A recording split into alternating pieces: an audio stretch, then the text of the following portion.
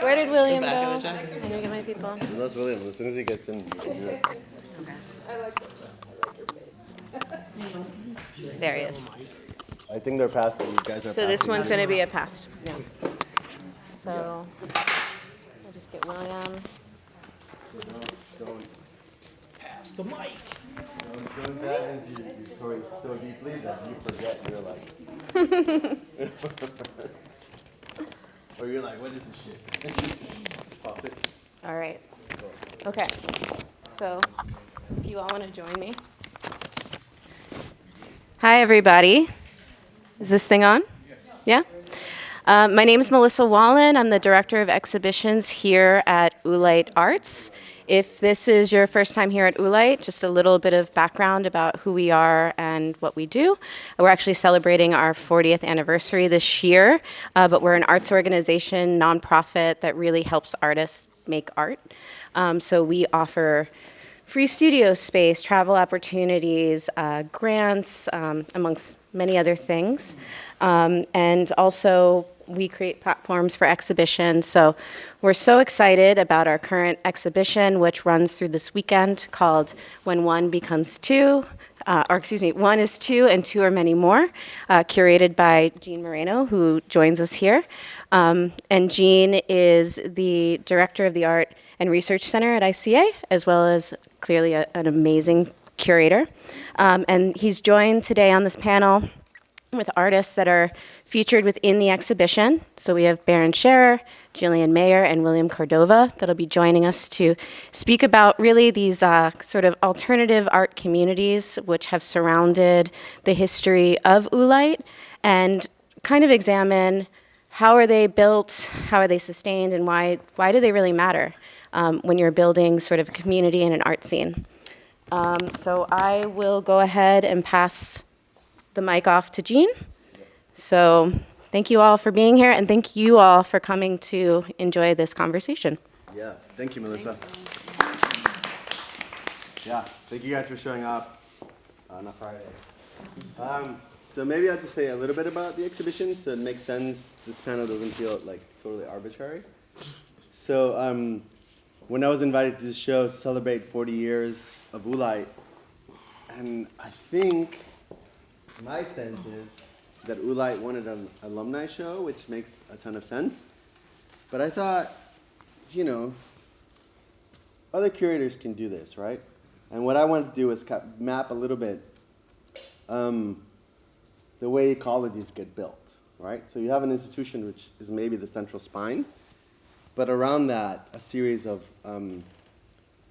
for many reasons, a series of different subcultures kind of start getting built. So for a while, one of the subcultures that got really built in the vicinity adjacent to the art center, but also crisscrossing it, the art center was what Oolite was called. So forgive me if us old folks kind of revert back to the old name. It just rolls off the tongue. But so Oolite, one of the adjacent kind of subcultures that was built, and I mean adjacent like literally like physically, because we're sitting here and the Alliance Theater was literally across the way. So 20 feet from here, there was a theater, a movie house that was super essential for 90s cinema culture in Miami Beach. So the idea was to think of, if Oolite is this spinal cord, what are these cultures that get built? And I think one of the most important ones was in the early 90s, but I think it expanded into the whole decade, was a cinematic culture. And there are other ones, right? So there's like a kind of underground queer culture, maybe slightly before the cinema culture, and all these things. So I thought we would convene tonight to talk about the cinema culture. But what's really interesting is that even after it dies down, cinema itself it goes into a hiatus. And then maybe around 2010, there's another huge like efflorescence of cinematic production. So I thought we would bring together people who were somehow in relation to these worlds. So I'll present them in a minute, but I think like Barron next to me was super essential and super central and super a part of the early 90s cinematic culture.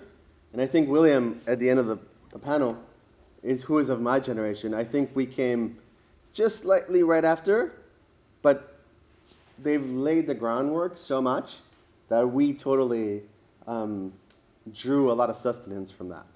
So if you think of like, right, so I don't know, you think of William's practice and you think of these drawings and things, but there's so many films in his practice, right? And so much like video documentation that it's not like, that is itself like an autonomous practice within his practice, right? And then if you think of someone like Louis Gispert, who is behind us, who ironically maybe is not represented by a film in this exhibition, and he's made a couple, but I think he's represented by this monolith behind me as a kind of a cinematic moment, right? It almost, envelops you like a cinema experience would, which I think is really important to think about how, for my generation, coming out of being so close to cinema, even our works that are not cinematic have this kind of, a little bit of a cinematic logic. And then finally, in the middle is Jillian, who then revives, right? She's part of this revival of cinema culture in the city. So I'm going to present them now, like more officially, I guess. But I think that was pretty good. Good job. So William Cordova was born in Lima, Peru, and works in Miami, New York. He holds an MFA from Yale University and a BFA from the School of the Art Institute of Chicago. Cordova is an interdisciplinary cultural practitioner interested in the roots of abstraction, the history of textile encoding, and non-linear narratives. Fourth dimensionality and alchemy. He synthesizes memory, ritual, and mythology to disrupt and reassess definitions of our collective landscape. His exhibitions include the 50th Venice Biennial, the Prague Triennial, the 13th Havana Biennial, the Whitney Biennial, Prospect 3, Site Santa Fe Biennial. He co-curated the Tulsa Greenwood Massacre Centennial in 2001 and founded and co-curates the AIM Biennial, which we can maybe get into at the end. His awards include the Smithsonian Fellowship, a Lunder Institute Fellowship, a Creative Capital Award, a Guggenheim Foundation Fellowship, and an Art Matters grant. He was a resident of Oolite Arts between 1998 and 2000. In the middle is Jillian Mayer. Through video, sculptures, online experiences, photography, performances, and installation, Jillian Mayer explores how technology affects our lives, bodies, and identities. It processes how our physical world and bodies are impacted and reshaped by our participation in a digital landscape. Mayer has had solo shows at the Bemis Center of Contemporary Arts in Omaha, Nebraska, and the Kunst Art House in Aarhus, Denmark, at the University of Buffalo Art Museum in Buffalo, New York, at Tufts University in Boston, and at the Perez Art Museum in Miami, Lax Art in LA, which is now called the Brick, and Utah Museum of Fine Art in Salt Lake City. She has screened films and performed at MoMA PS1, at MoMA, at the Museum of Contemporary Art North Miami, at the Bass Museum, at the Guggenheim Museum, at the Musée d'Art Contemporain de Montreal, as part of the Montreal Biennial. She was 2018-2019 resident at Oolites and a recipient of an Ellis Creator Award in 2018. Mayer has exhibitions currently, which maybe not anymore, at the Baker Museum in Naples, Florida, and the Sarasota Art Museum in Sarasota, Florida. No, that's right. Okay. With an upcoming large-scale installation at Mass MoCA in North Adams, Massachusetts. And lastly, next to me, is Barron Sherer, who's born in Rock Hill, South Carolina, and he resides here with us now. He's a time-based media artist who transforms and uses archive films and videos across cinematic, paracinematic, and gallery installation settings. Scherer's film-based moving image and photography work focuses under the tournement of archival media, combining it with materials he creates using legacy media making techniques. This work examines contemporary and historical realities, as well as the image-based representations that engage with them. His practice often questions or relates to culture, memory, and modernity. He received a 2020 Oolite Arts Ellis Creator Award for a large-scale moving image installation. He was a 2023 Knight Foundation Art and Tech Expansion Fund recipient. investing in his analog to digital art making workflows. Currently, Sherer is a 2025 project artist in residency at the Deering Estate. His film work is in the collections of the Centre Pompidou, Canyon Cinema, and many private collections. And I want to add to that Barron, when I started doing the show and we were talking about these cinematic cultures, I thought that it would make sense for someone inside that culture to actually curate a selection, right? Who was intimate with what happened in that scene. So there's a room in the exhibition upstairs that Barron kind of curated, on his own, which I think is probably its own exhibition, right?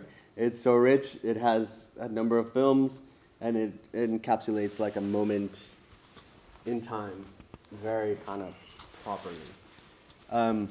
Okay, so it's a very long-winded introduction. So I'm just going to hand over. Maybe we'll start with Barron, and maybe he can give us like not an outsider's picture of what the scene was, the cinematic scene, Alliance Theater, the co-op. But I think you should take it like from the start. Like presume nothing, that we know nothing. Okay. Just like, I knew nothing when I came here. Basically, yeah. What happened was I came to town in 1991. I was very young. I came to be a moving image archivist at an archive downtown.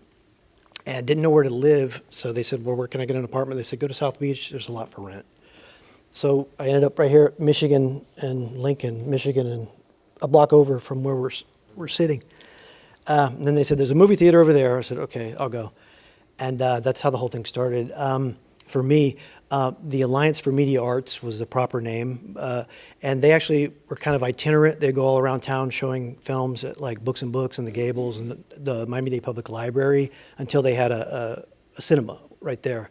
And that was, let me see, 1990. And the first time I visited, it was over Thanksgiving '91. They didn't have proper seats yet. It was, those white Rubbermaid stackable chairs. That's what they had in there, and they only showed 16 millimeter. The first movie I saw was a collection of shorts by Gus Van Sant. What was happening when I was in film school? I went to film school and then became an archivist and came here. That's what happened. But so it was like an explosion of American indie cinema, with Steven Soderbergh and who else was making films around? The Coen brothers. So everybody was starting to make a movie, and then that started to happen in gay culture. And so sort of the bread and butter of the cinema was like gay indie films, starting like 92. When I started working over across the street, that was February 92, they had proper seats, and we could do 35 millimeter. And I worked around the clock at both places, and I only had Monday nights off. Otherwise I was working at the cinema or at the archive. So I started figuring out, well, how can I make films but not leave work? So I started rephotographing films off the gallery wall in there. That's how the whole found footage thing started, because I was a mad VHS collector. And you couldn't get them in Miami except at Lion Video down on Ponce de Leon. What I would do is I would rent from Kim's Video in New York and Facets. And then every movie I ever got through, it was like Netflix, except it was, whatever. It was VHS. And I would just make a copy of everything. And so I started rephotographing projections of the tapes that I was making, the bootleg tapes. Around about that time, the Alliance Cinema got a grant from the city of Miami Beach to open up a cooperative. And that kind of floundered around for about 6 or 8 months until Bill Orchid was a manager over there. He's now like a famous avant guitarist, if you've ever heard the name. He found two fellows that were going to open the co-op. William Cordova, who is under the weather and not here tonight, but he actually lives in Spring Gardens. He's still around. He was in the London Filmmakers Cooperative in the 70s, the late 1970s. So when he moved to Miami, he's originally from New Zealand. He would come around, say nice things about the films that we were showing. Bill had the idea to ask did William want to open a cooperative. Another guy, Mark Boswell, he was from Tallahassee, but he had been caddying for golf pros in like Scotland, and he ended up on Miami Beach, and he was like, this place is great. So this was all around like 1992, and then he teamed up with William, and they opened the co-op. And what that was they got $15,000 for, it was a matching grant, and they could match with equipment, like the value of equipment. So what they did, excuse me, I'm getting a dry mouth. What they did was they started calling everybody, all the production houses around Miami, to see if they could get their old gear, you know? So like, you know, media was really changing during that time. And so you could get a lot of film equipment because everybody was making that transition to video. So they got $15,000 worth on paper of gear, and they needed a space, and they asked the South Florida Arts Center, you know, what can you do for us? Because they owned half of Lincoln Road at that time. They gave them what's now the office upstairs. That was the co-op, the Alliance co-op. So there was like this cross-pollination between us and them. And yeah, so what did I do? I made my first movie, and that's up in the show upstairs. And that was what I was describing to you, where I was just all the old film noirs and the French New Wave and the samurai films that I was watching at the time. I just I made a super cut on a single piece 16 millimeter film. And so that's upstairs. That's kind of what was going on. Okay. It lasted, I guess, till about 1999. It went through, it sort of formalized and actually ended up being something called the Independent Feature Project South. There were chapters all around the U.S. It became a little more under a larger organization to kind of help it move along, because it was always really tough to do things. We had the free space for the co-op, teach all the classes, and people could rent all the equipment. In the end, we had about 200 people that were co-op members, you know, like in and out. But it was always hard to make the rent. The cinema across the street at the time, I'll tell you, this is a funny story. That was owned by Mickey Wolfson. He owned that whole building. And then our landlord was Kathy Leff, right? Yeah, and she was the one that we had to go give the check to because she worked for Mitchell Wolfson. But she was so good to us because we didn't always have the check, you know what I mean? That was a good thing. And then I just learned from reading your interview with Alfredo Triff. He did the black box thing on Lincoln or Lennox. He said they did some cross-pollination with us. We were like the Alliance people. But he said he didn't have any documentation.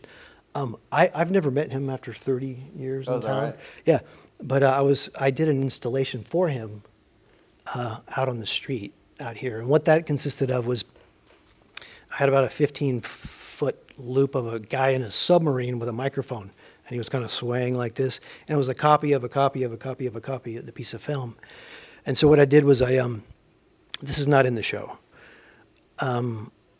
I took all the Alliance co-op members and we found a text from the late 1960s, and what it was a film critic that hated experimental cinema. So it was basically like a diatribe about how awful avant-garde and experimental film is. And so I had all of the people that I knew read that, right? And I ended up making like a 45-minute sound composition of everybody I knew reading that text. And that was the accompaniment. I put it on a boom box next to a looping projector out on the sidewalk in front of Alfredo's place. Anyway. Great. So just to fill in a little context for people who are maybe new to the scene.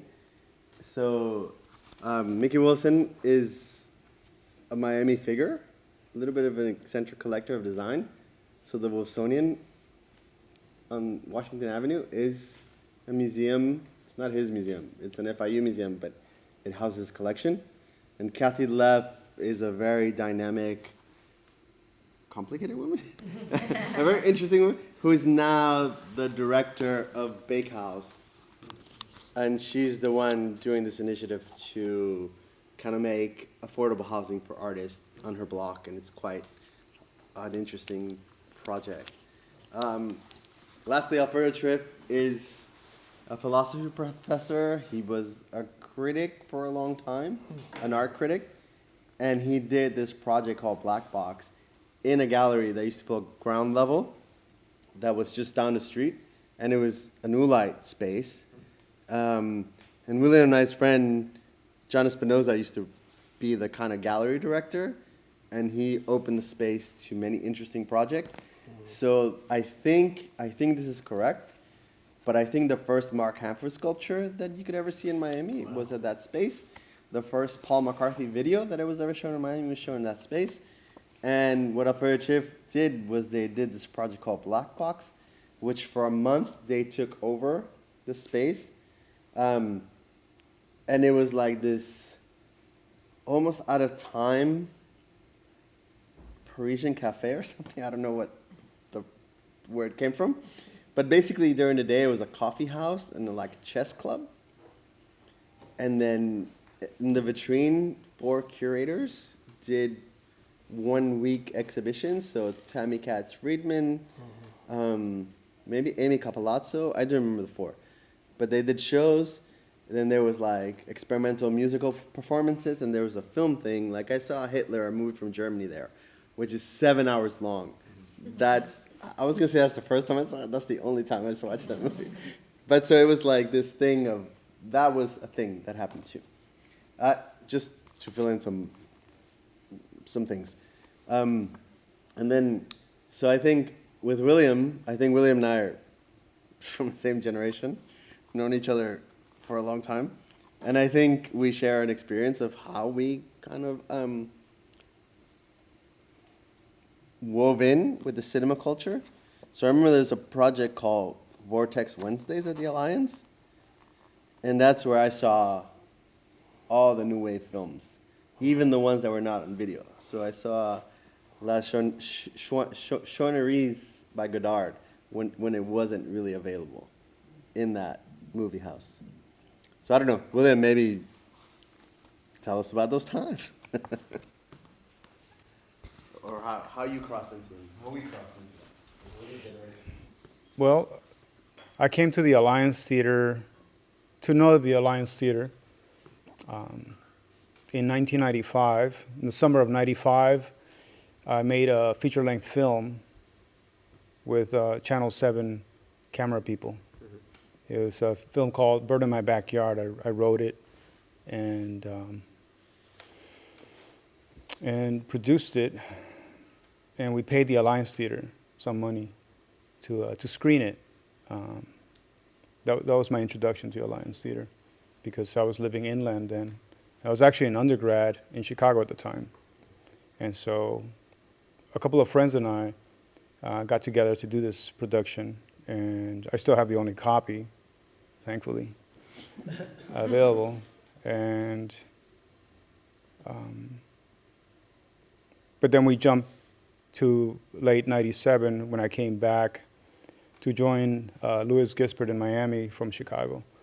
And we started collaborating on a lot of projects, film mostly projects. He wasn't doing any 2D or 3D work at the time. He wanted to be a filmmaker. So we collaborated a lot, and he started screening or showing some films at the Alliance, very short pieces. And he was part of the Alliance Film Co-op upstairs. I was not. And there's a process of going and getting a studio also at the Art Center or Oolite. And I don't think I applied, but I used the studio and actually lived in there. And that studio became Michael Richards' studio upstairs. But within that time, we started collaborating a lot. And I met Gean in the fall of 1997, and immediately, like you mentioned, John Espinoza, who worked at Oolite Arts, who was director of the gallery, ground level at the time, and we just started gravitating towards each other, along with other people. And it was a generational exchange, and it was a generational, I guess, relationship that we had. Most of us were influenced by 80s type of,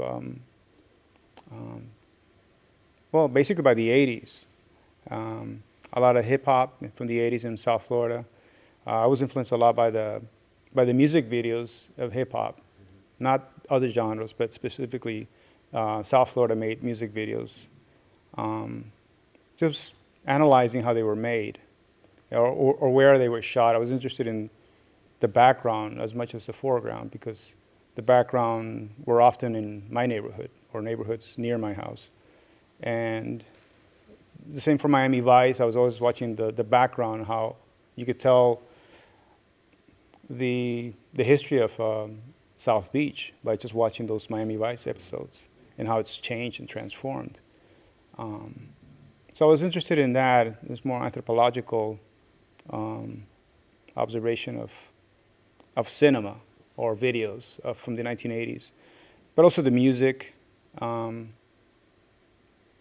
And that's what some of us came in with, especially Louis and I, into this collective. And we created a project with Josh Levine, who actually organized the show. It was the last show at ground level called 2x2. And after that, we kept collaborating on other things, and eventually met Barron later on. And now we actually collaborate a lot on projects. Just did one a few months ago at Locust Projects. Yeah. I don't know if there's something specific you want me to bring up that I haven't. No. I'm just skimming through. I think one of the things that to mention, which I think was implicit in some of the stuff you said, was that while there was this kind of cinematic subculture, there was also this cinema and fashion industry coming to Miami. So someone like Louis Ginsburg worked, that's how he kind of made his living, was working in these films. I worked in some commercials for a while.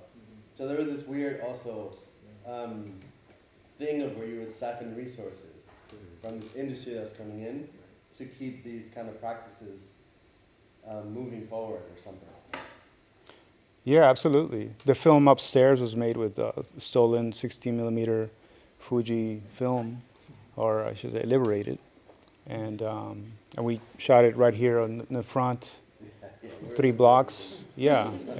And I considered it a failed piece. It's a performance piece, but I was trying to be critical of certain type of Hollywood cinema. I ended up perpetuating it, you know, because I needed to go to grad school, and just to be able to reflect and get a better perspective of what I was doing. But it was an interesting process, and if you watch it, you will see how Lincoln Road or South Beach was at that point in time in January 1998 at 8 a.m. in the morning. And there's a lot of influences that went into the film. I was heavily influenced by Third Cinema and Soviet cinema as well. And pretty much growing up and observing the Miami landscape, which gets incorporated a lot into those films, all those short films. Yeah. That's it. All right. Sounds good. Yeah. So Jillian, I think what is really interesting is that I think like all of this was, I don't know, you correct me if I'm wrong, but I feel like for your generation, none of this was relevant. Like, you know, like it's not like you drew from these histories. It's more like you had the way they invented it in the early 90s, you guys reinvented it in the 2010s or something like that. Hot take. You have a hot take No, now. when you were doing that, I was like, this is like the co-op, but it's like post-internet. What it is it's like the models, because even what we were doing wasn't unique. I mean, like Right. they were doing it in London, New York City.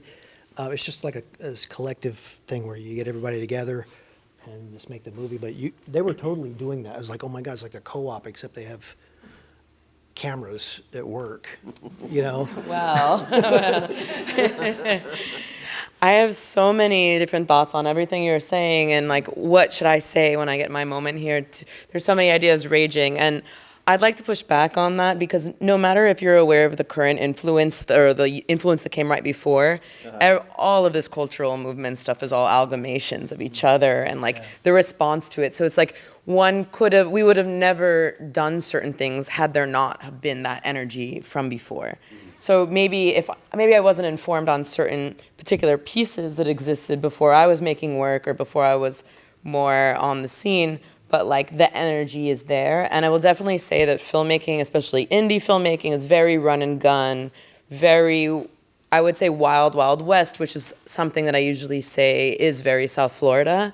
Miami is this kind of magical surrealist place where we scoop together what we know and we try to like make something. We build this like acid rain sandcastle and then kind of present it. And it's not ever going to be the New York or the LA, it's always this other thing, right?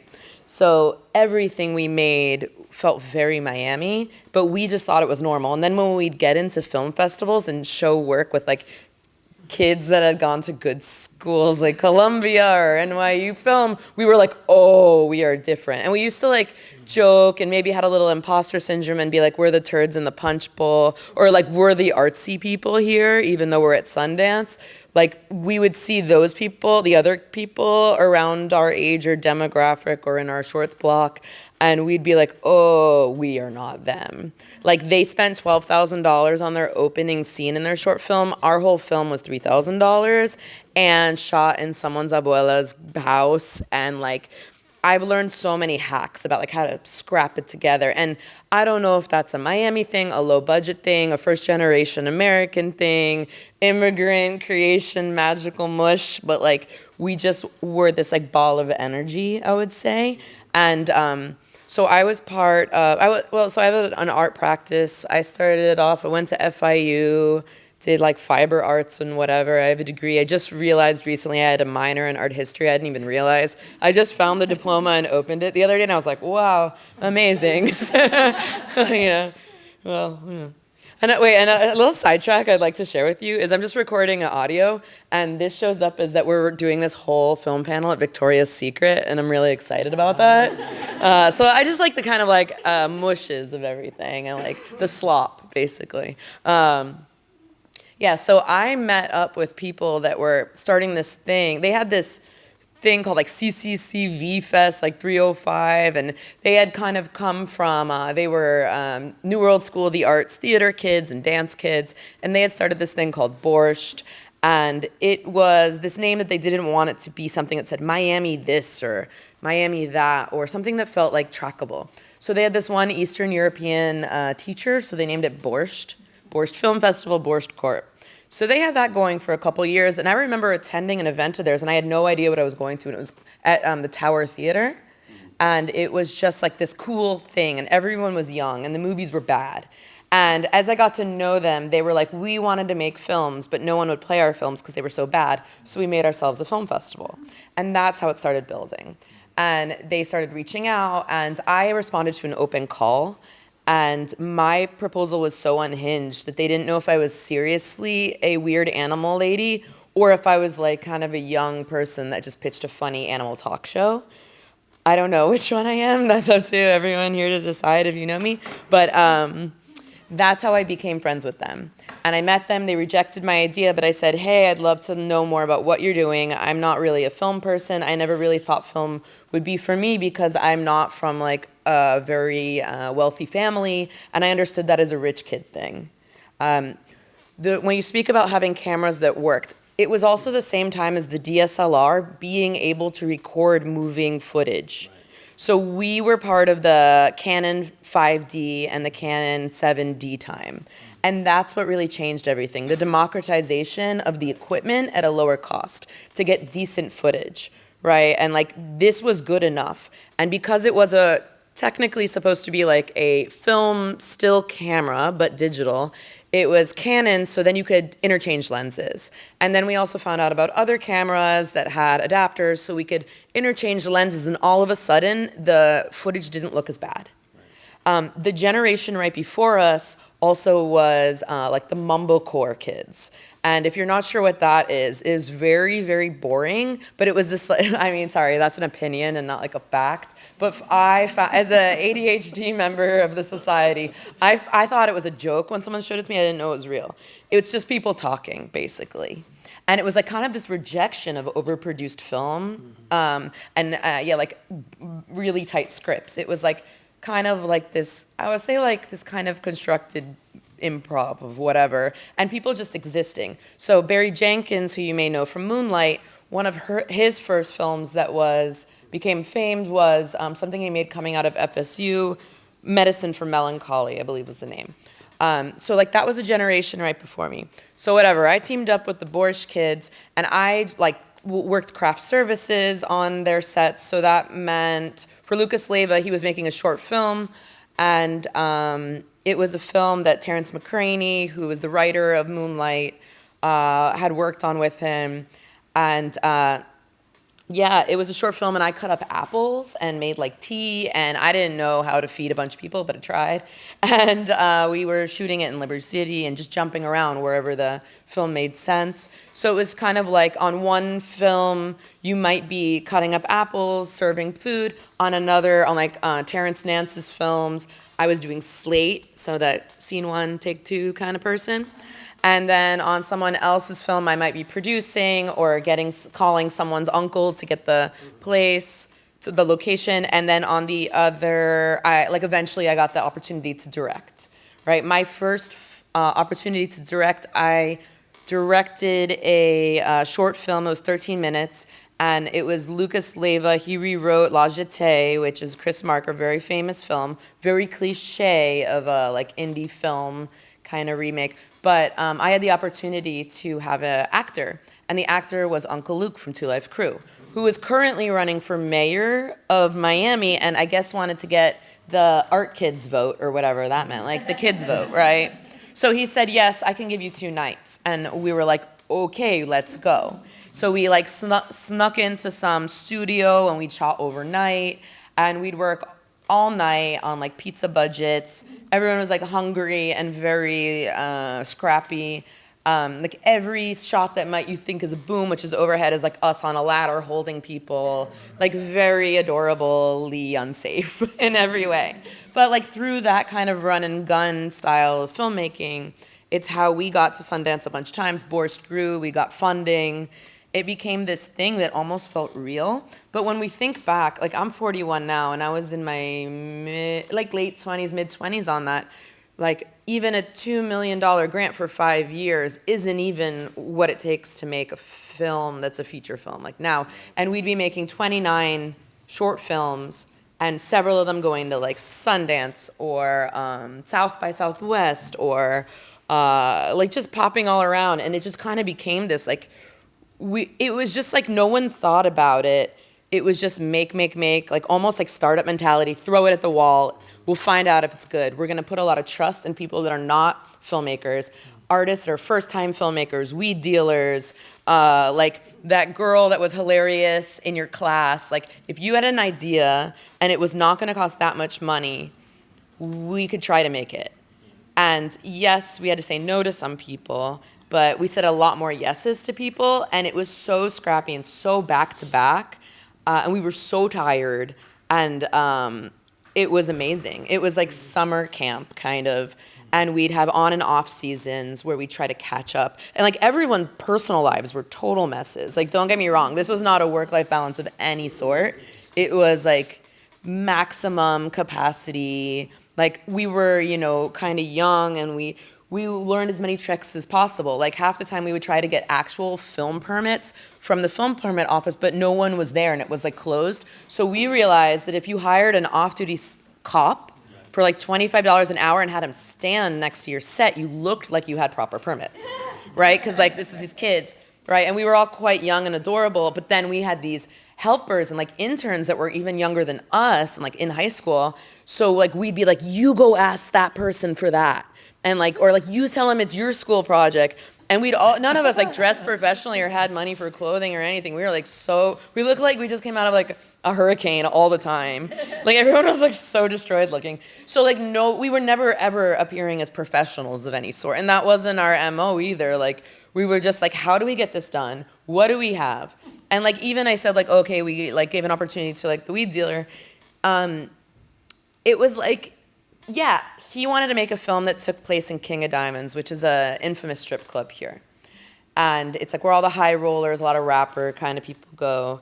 And it's like to rent that out would be like $500,000. But he's like, oh yeah, no, I know them. And we're like, okay. Yeah, like we're gonna give you $900 to make this short film at King of Diamonds. And he's like, okay, great, I can do this. And it was kind of like that energy.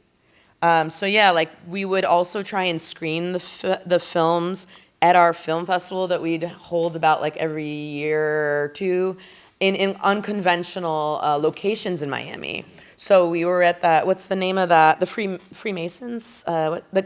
Scottish Rite. We would have screenings there. We'd have we were before Pam would do it. We were the people that were renting that boat that would pull up when Billaboo or whatever was their name. I don't know if they like changed names because they had so many like issues. But we threw a whole party and an event and like a fun house on one of the islands in Biscayne Bay, and we had that pontoon with the screens pull up, and we were like, we're gonna play Waterworld because it's like some of our favorite movie. Like I don't know, I really love Waterworld, and we were like, wait, the screen's really long because it's like calibrated like for different adverts. So we were like, it's gonna look really weird on here. So what should we do with this extra couple feet of LED screen?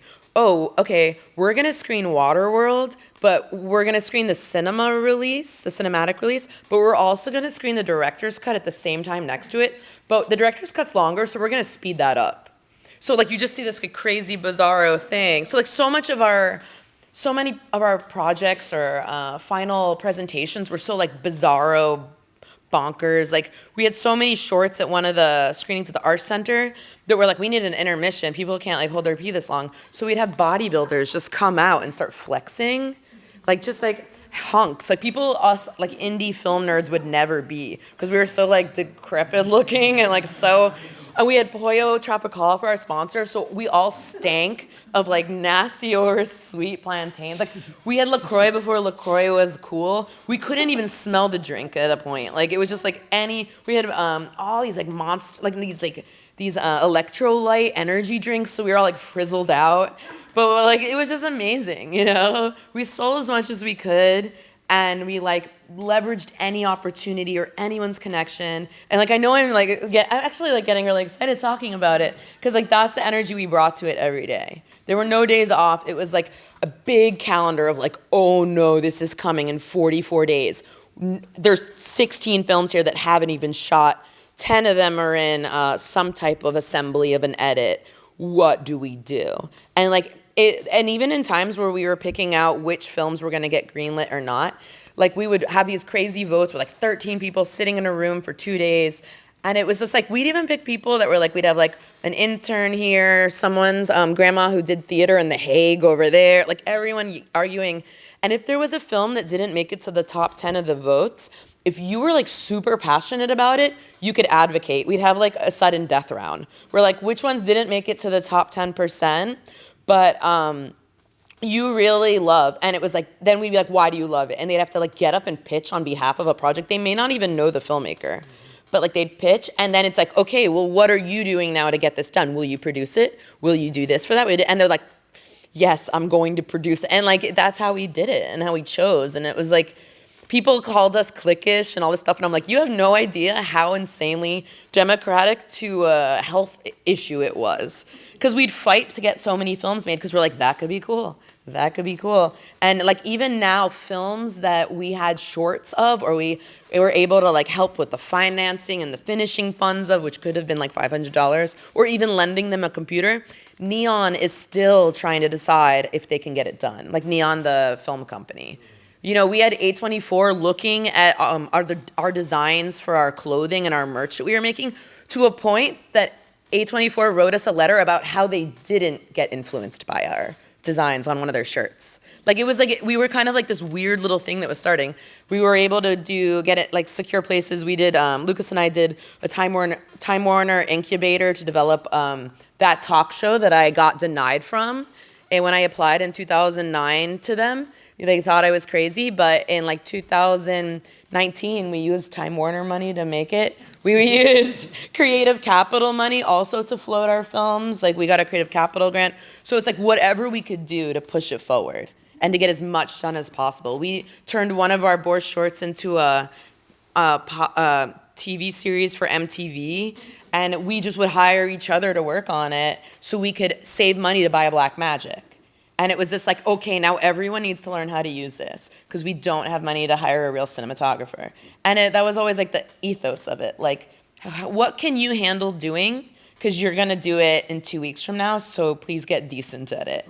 And some things are so bad, you know, like that's okay. Sorry, that was like a lot, right? Here. I don't know. It makes me like excited to think about it. So I think no, I think you all kind of presented a lot, a lot of rich material, which I don't require follow-up questions. So maybe before we open it to the audience, maybe just a quick kind of Barron, if you want to say something about your part of the curated show, just to give it context. If people go up there, they kind of have a richer understanding of what's there. Upstairs, the movies were all made from 1994 to 1998, and they were all by co-op people. There's one person, I thought he was going to come tonight. There was a South Florida Arts Center person who fell in with the co-op, and he made an animated film. You saw, I think you sat through all the things. They're really cool. That's my favorite part of this show. Yeah. Well, anyway, thank you. So they were all made from 94 to 98. William, like one of the films upstairs uses the same location that you do at the end of your fist fight. I can see my apartment in your fist fight when it goes around the corner. But I left town in 96, and I guess you made your movie in 97, right? Something like that. 98. Anyway, so yeah, everybody was a co-op member. We'll kind of start at the beginning, if I can remember everybody, I hope so. Ray Parla made a graffiti film on Super 8. He didn't know that other people had made scratch films.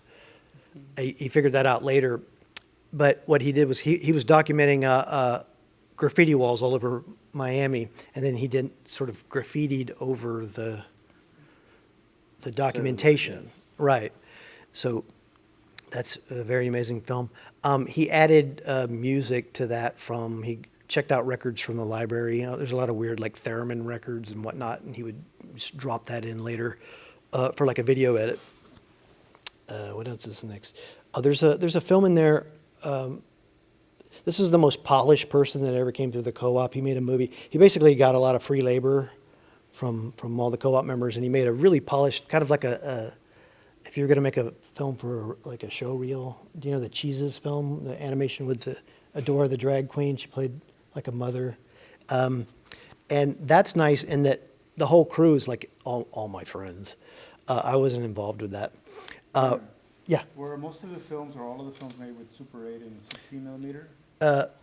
You mean historically through the Alliance co-op? There was a switch to high 8 and then DV by the end of the 90s. I would say probably more works were made by the end of the 90s on tape. And upstairs? Upstairs, that's like my little, because I left town in 96.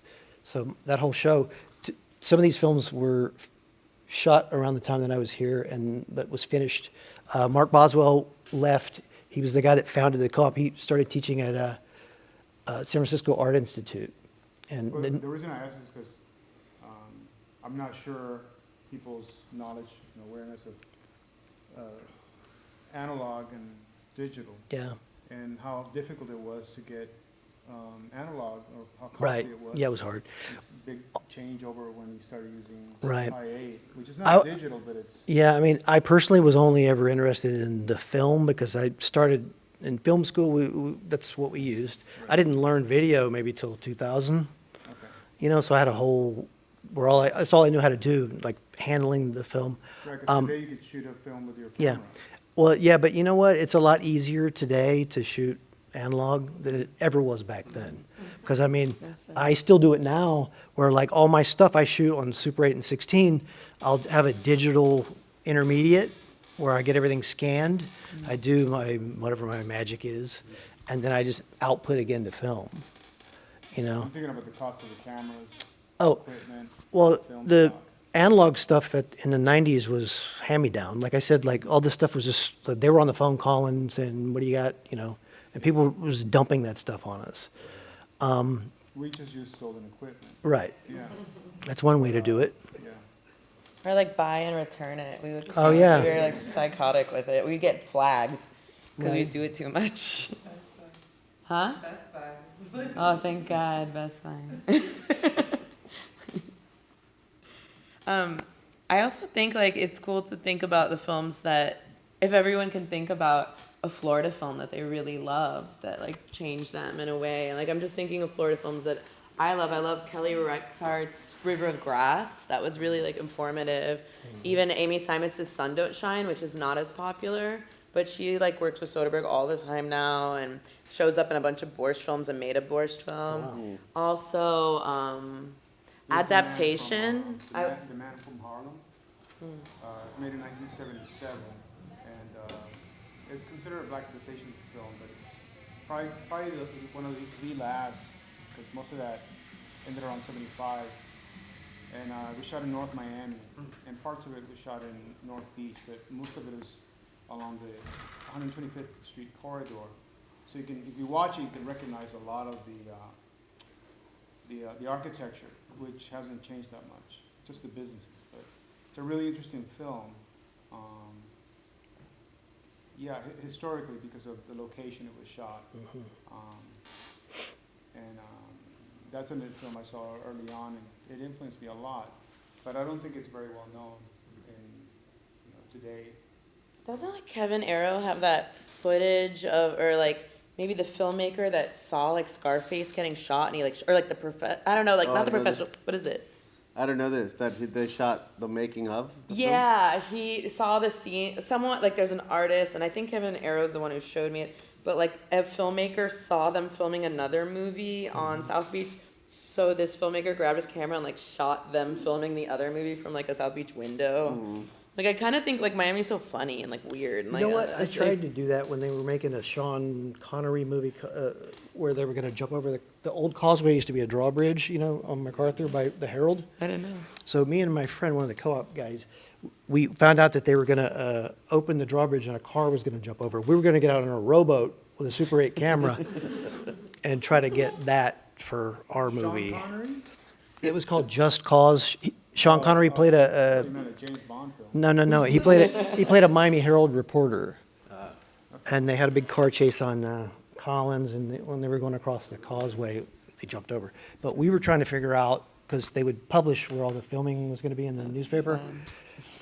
Anyway, That's kind of like Ouija-esque of you, like the photographer Ouija, Yeah. who back in the day had, he figured out like the radio station so we could listen to where the crime scenes were happening, and he'd get there Before before they everyone else, and he'd take all the photos. So I Totally. kind of like that you're like kind of hacking the high production shoots like that. right. Yeah, but Barron, didn't you say, because that's kind of like photojournalism, but you're saying you were doing it to steal for your own movie. We were going to Like, use, that's- right, we were trying to add value to what we were Yeah, doing. production value. Like the minute anyone got like a cool pet, like that's like fancy cat that's way bigger, we were like, get that cat over here. We need that walking through the back. We had an animatronic shark, a nurse shark, that broke because like we used it wrong or kept it underwater too long. But that shark appears in every single movie that we have water in. Even in an A&R music video, there's just a shark going by in a pool. It's because we're like, we have this, we need to up this budget, like looking real quick. So there's this San Francisco filmmaker, Iranian filmmaker. His name is Kaveh Zahedi. So he does this very confessional cinema. So he went to John Ashbery, the poet John Ashbery, reading, and he filmed it. So the credits are like starring John Ashbery. So Cameo came out around the end of like Borscht, and I was like, oh my god, we could get like Gilbert Gottfried like the, like the parrot in Aladdin or anything, that guy. But I mean, he's a comedian. He's more than just a parrot. But like, Right, he would have to say. well, like anytime it's like a secretary, like, oh, hello, can I, like, why not just have like a really famous person's VO, like voiceover in there reading one line? You know what I mean? Then you get to like cite them. We got cease and desist letters from CCA and the NBA because we used Chris Bosch's likeness in an animated film called Chris Bosch Oh, and yeah, the that's right. Multiverse, where he's during the day he's just a Miami Heat power forward, no big deal. But at night he's really a galactic space prince. Yeah, so we got a lot of legal letters sent to us, but we were like in our 20s and had no money, so we're like, what are they gonna take from us, my dog? So like we would just send back GIFs of little violins and send it back to them, and they didn't like that. But we were like, what are you gonna do? And then we screened it at the Miami Art Museum when it was in downtown. Right. Because we're like, oh, boom, fair use. This is art now. Like, this has been at an art museum. Take that. And we learned a lot about fair use. So. Okay, so I'm gonna open it to the audience, but I'm just like, just because it's run through the thing about how artists liberate things in the world. And the story is Louis Gisbert, the author of this piece, tried to liberate a parking meter after an accident, and he went to jail for it. So this is legal art. this is also the consequences of liberating things. So yeah, opening it to you guys if you have any questions. I think there's a lot of material to sift through. So I just want to kind of bring it back to the exhibition Yes. because I think it's really interesting. Well, all of this brings up this idea of like relation, because if you didn't have like the buddy that had the end, or like the place that you could get the camera that you could like use it, or like the cat to walk through the back, then you wouldn't have all of these sort of like strange instances of like magic, right? So I think it's really interesting the title that you chose, Gean, for the show, this idea of one is two and two are many more, because when you start to think about the creation of space, you have to think about how things turn into space, and that's one and two in a sort of linear line. And so I've been really lucky to get to spend a lot of time with the exhibition here at Oolite. And I love the central space that was created within the middle of the exhibition on the second floor, where it's your work, William, and your work, Jillian, in conversation with Dara's. And it's like this forward motion through these changing landscapes in Miami. And what really strikes me is this feeling of forward motion, oftentimes very aggressively, like you're running or you're fighting, but there's really no destination. Like it's a sense of like, but where are we going? Right. So I just wonder, when you were making those pieces, like what were your thoughts? Because they feel very structural in the way that you put them together, and they were really considering the materiality, or maybe the fact that there was no materiality when you're dealing with these like screensavers floating through space. So yeah, just curious about your thoughts about that. And am I right? Also, like, was that what you were thinking about? There's a lot of, from my observation, there's a lot of rhythm. And that's very distinct from in South Florida filmmakers, and there is so much from New York. New York, everything should be a little more vertical. LA or West Coast should be horizontal, and it's probably because the real estate. Sure, South Florida it is more horizontal, but it's also a lot more rhythmical, which I see that a lot in Nicolas Guillen-Lambien's films in Cuba, which are they're constructed with rhythm in mind, specific rhythms. And that's more related to third cinema, too, before there was third cinema. But that's the rhythm motion is what I find mostly in the editing or just the way things are composed in films that are made by individuals who are in the film, not industry, but just making films here in Miami. I can't speak about Broward, but just in Miami. And it's something that I've seen generations. And that's something not necessarily spoken about. But even if it's a silent piece. Because the piece that I did upstairs was made as a silent piece. And then I added this audio to it.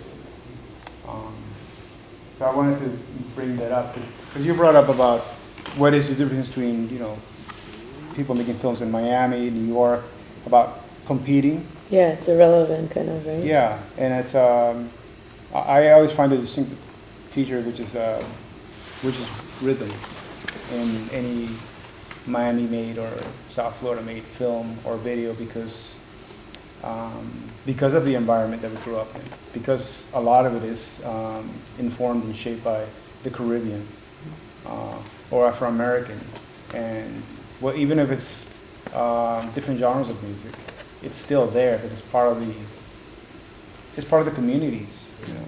Yeah. So that's my 2 cents. This is the most quiet room I've ever been in Miami, to be honest. There's not like techno playing. I don't know what to do. I mean, how do you eat a salad without techno music? Just kidding. I love what you say about even the expanse of like the y-axis versus like the x-axis in the city and how the architecture informs it. Well, you can see it in Chicago. If you watch filmmakers in Chicago tend to be like Seattle filmmakers, very indoors. Yeah, Just cold. yeah, it's cold. Yeah. Atlanta, it's usually a lot more open space. So it is not as rhythmic as South Florida. You're so right. The piece that I have in the show upstairs is something I shot in 2010 in Wynwood before it was kind of saturated as a arts district or now a graffiti district or whatever, like a vomit district, whatever it is now. I don't know what you call it. But I was running in an empty warehouse area, and I have intense music overlaying it, and it's actually different orchestral pieces that are on top of each other because it was like that stacked pressure of trying to keep up with something that is futile. And the screensavers or the background images that are being projected behind me are actually being projected on me. And we shot it in a pickup truck with a projector strapped to the pickup truck. One person driving, one person holding the projector and the camera person, and like me running, right? So it was very like lo-fi, and it was just kind of running through this bare urban space. And you see Miami Rescue Mission, there's people sleeping on the floor, kind of not aware. And I'm just, the screensavers that we're projecting are these idealistic landscapes that a computer programmer or the art director at the computer company knew that you'd rather be staring at instead of the file, just like the desktops with computers and kind of thumbnails or file extensions. So it's like, what do we know deep down we want? This is beautiful landscape, and I'm cycling through them in the video, or the background is at least, and I keep running trying to chase up. But all of these backgrounds have also been enhanced to be more beautiful. They're more saturated, more color corrected. Some of them are even like CGI, but they're just like the stock backgrounds. And it's so funny that even that area is transformed so much, and so much I think of what we all did, consciously or not, and also what Borscht did was, how do we use Miami as a backdrop, and also a subject, and also a character at times, when needed. And that's sort of what that film, and it's called Scenic Jogging, what it does. And I threw it on YouTube. My goal, like my dream was to be in the Optic Nerve screaming at Mocha Nomi. I was like, oh, I want to be in that weird video art show. I just really, that's like my goal in life. If I can just get into that. Like I was like, and I had a deadline. So that gave me a deadline and an impetus to have it done by.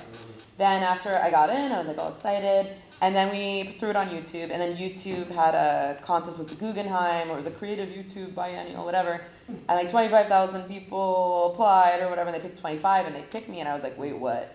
And it was so interesting to see the backdrop of Miami projected on the rotunda at the Guggenheim in New York, and I was just like, what is going on? And I was like, that's so cool. Miami's like forgotten area that will soon be gentrified and turned into this like commodity of like lore, right, of art, is now in this place that is actually like stamped art NYC, you know, like world. So that was kind of an interesting thing. But there's so much, that's such an intense piece to watch, and it's different and more, it's like chaotic choreography, because I'm just running as fast as I can to keep up with this truck, to keep up with this like artificial idea of beauty and landscape in an urban environment. So, Barron, you had a piece in 2002 that was an Optic Nerve that I juried into that Oh, yeah. exhibit. Do you remember the title? Can Uh, you elaborate a little bit on it? 'Cause oh, yeah, you that brought was, up about rhythm and, oh, that was very rhythmic. yeah. That was called Wall Street. Yeah. Because I stole some krautrock music by the band New, if anybody knows this band, the early 1970s. You know what that was? I acquired a copy of the movie Wall Street with Michael Douglas. Michael Douglas and the other guy. Yeah, but what it was it was a misprint. Okay, what happened was the film stock, when you make a dupe, you have like a something that you master to the other thing, and it got out of registration. So the movie, as on my pristine film that I used, was nuts because it wasn't registered when it was copying over to the piece that I had. It was self-liberating. You know what I mean? Yeah. Yeah. Is that upstairs? It's not upstairs. That was in the 2000s, so it was later.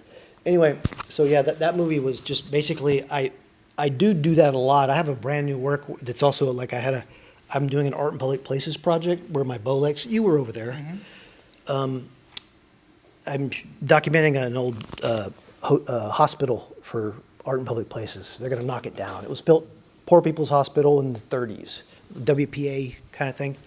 So I shot a whole weekend with the screwed up Bolex, and I didn't know it, but I got the footage back. I was like, oh my God, it's beautiful.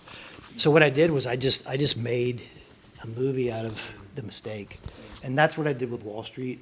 But that motor tick beat of the German krautrock and Charlie Sheen like in a Learjet, like going nuts. That's all that was. Yeah. It was very simple. It was like, I also try to make the most simple thing that I can do. I mean, there were only like 2 or 3 steps to that. You get the concept and it's like kind of done Art pretty film. quick. Yeah. What was the length of it? The length of that was maybe 3 minutes.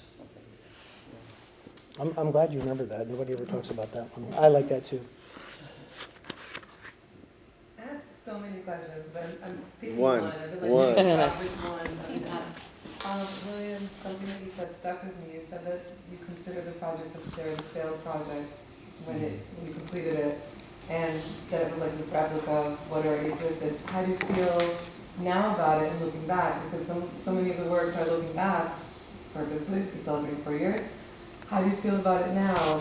I'm sure the perspective is different after so much development of different things and life and. When I did the film, I thought it was successful. I didn't know how to show it or didn't have a good resolve. And Louis and I would actually use the same film to apply for different grants. And he would put his name on it, and sometimes I would put my name on it. And we did that a lot, but that eventually became an issue of ownership. So I went to grad school and had time to reflect on that piece. And I also screened it at school and then realized people were enjoying it in a different way. It's like watching a wrestling match, and you laugh and go get some popcorn, and that's not what I wanted to do. That wasn't the goal.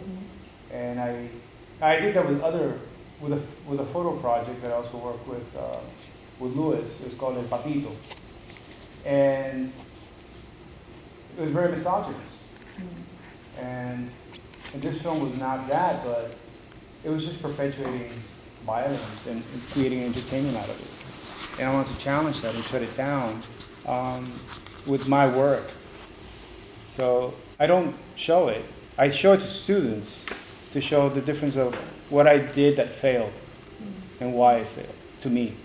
You know, somebody else might get a kick out of it.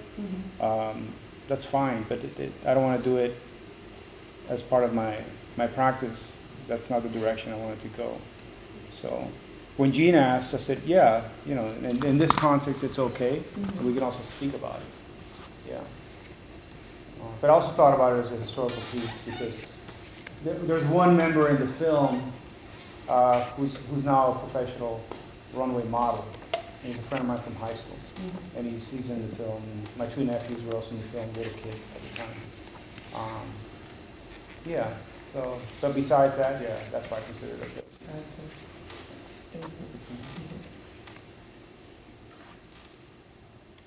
What do you guys think of the film scene in do you mean engage? Like consume it or be involved in it? Like participate. I'll say that I'm not a filmmaker per se, and I don't engage. I do make a lot of documentaries. But I don't necessarily, I'm not part of that film community because I'm an interdisciplinary artist. So a lot of the film work that I do is projected in my installations and doesn't require a lot of that heavy interaction. Yeah. I'm just like known as a guy who's got a camera. Maybe you can rent it. In terms of, it's usually younger people. I was saying that it's so easy to shoot on 60 millimeter now. That yeah, like kids that are making music videos or even for their brand or whatever. A couple years ago, I got a Knight Foundation grant, and I made a whole kit. So because everybody always calls me for stuff like analog. So I said, well, yeah. And then when they call, I say, there's a kit, and then there's a kit. But that's like as close as I get to it. And I know that there are incubators, like film production incubators around town that seem to be, they've been around for 10, 20 years now, and they help people make films. But I don't have a lot of direct contact at all. Just because I like to make films at home with my cats and my wife. That's just what I do. I don't get out much. Who's gonna come spend more time over at Oolite though, I think, yeah. So Oolite does have a cinematic residency where they're able to give, I believe, $50K out to films. I will say that I don't know if I'm correct at the moment, but you're not supposed to get other funding, right? I believe you were supposed to kind of limit it to that $50K. Oh, yeah. So I have a hard problem with that because that's saying get ready to not pay the people that work on your project with you and also expect a lot. And then that goes back to like who gets to intern, kind of that whole debate, right? Because it's like now you need to make sure it's just going to limit things if you tell them you can't get other funding. Does it have to be a narrative movie? Because I don't think so. I think it can be like a 40-minute art film, which then that could be good. Time to change it. Yeah, so that's something like when it first came about, we were like, oh my God, but then we were like, wait a second. So I'm also a Creative Capital recipient, and that's $50K. And for moving image for the film people, it means nothing if they're trying to make a film that people are going to get to be able to see. Right. I'm not talking about a museum art piece film that you can get done in different ways, and you can spend years of your life investigating and whatever, or like perhaps use that money to write the budget. When a Creative Capital person who's building a sculpture gets $50,000, that can get the sculpture made. That can even get pressed for the sculpture. That can get a residency at a foundry maybe. But for moving image, it's different. But with moving image, it's a bigger gamble. If you're going to try and have them make an actual, let's say, feature film that would be able to be watched by a basic person. Like, no, I don't mean basic in a mean way. I mean like average person. And I, Sorry. I could be incorrect, but I think that may have changed with the 50,000. So. But Not I also direct, think that but I think it might it's have changed. But it's also for like first-time filmmakers yeah, it's for also. first-time filmmakers and people who are up and coming, and I would accept that as a challenge for people who are starting out, and people who are more seasoned have access to other resources. And I also received a Creative Capital $50,000 grant for a documentary that I'm working on right now. But I can match it or get other funding from elsewhere. But you're allowed to initially, or at least I'm not sure if it's Oolites was you were not supposed Exactly. to. And I But was like, I that's think- not really like, why not let someone? But you also, I have access to other resources at this level. I didn't want to apply to Oolites because I could shape it so that I could get it, but for me that would be taken away from somebody else who may not have the same resources that I have. Yeah, but you've been in the Venice Biennial and stuff. Like you are an Yeah, advanced, right. prolific artist. You know Sure. what I mean? Like Well, you're I like make a lot hardcore. of art, that doesn't mean it's you going know? to sell. That's why I Sure. apply to grants. But I think it does have a certain appeal to up-and-coming filmmakers Yeah. who who can do a lot, stretch that a lot. Yeah, I mean, I could take those 50,000, go to South America, and make a big-ass production film, and then bring it back and say, hey, right? Yeah, and you could edit it for here for like a year in the space. Like there are other things that are given with it and I get resources, I'm bento sure. in South America. Yeah, you come back with, he's gonna come back with whole new teeth, like everything pulled tight. He's gonna be like, my film, it'll be so tight you can't even see your film. But, I mean, all the actors are gonna be the supermodels, that you know.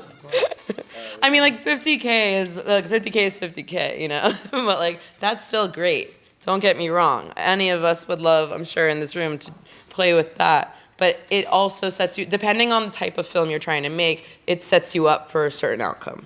If it's just limited to not being able to have outside funding aside from that. It sounds like they need to do invitation to you guys to pre-work this.